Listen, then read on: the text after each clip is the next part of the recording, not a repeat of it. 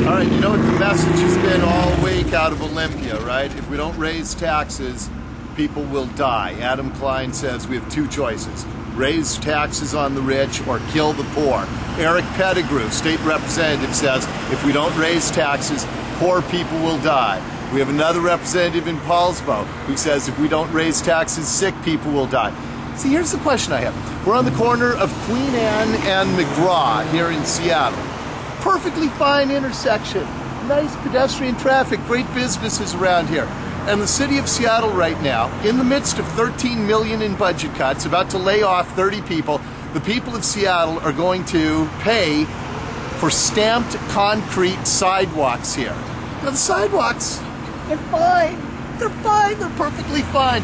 But we need stamped concrete. Now, the way I look at it, if we don't stop doing stamped concrete sidewalks, people will die. So I want to know from the city of Seattle, why are you killing people like this? All right, we've moved down a few blocks to the intersection of Queen Anne and Gaylor, where behind me is another major Seattle DOT project. They're reconfiguring the three-way intersection here. According to the website, they're doing it to reduce confusion.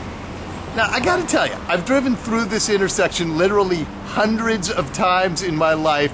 Never once have I been confused. And if people are confused, the solution is take away their driver's license, not spend tens of millions of dollars on nonsense projects like this. So again, here's just a couple more examples. As they're telling us that they have to raise your taxes in order to avoid people dying, here are just a couple more examples of things out in the city where they're spending money on nonsense projects and telling us that they cannot afford the cost of government right now.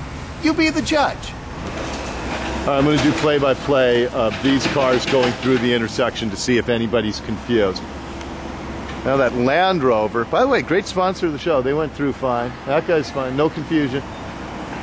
Now I see virtually no confusion whatsoever at this intersection.